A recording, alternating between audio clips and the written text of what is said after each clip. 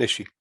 Yeah, so maybe I can use it with my clients who are in a relationship, but it goes back to when they were children growing up with narcissistic parents, and find out where the maybe codependency started if they kind of didn't realize or didn't want to go there.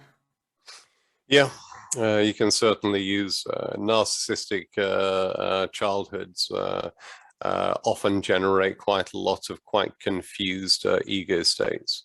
And they often work in a chaotic way against each other.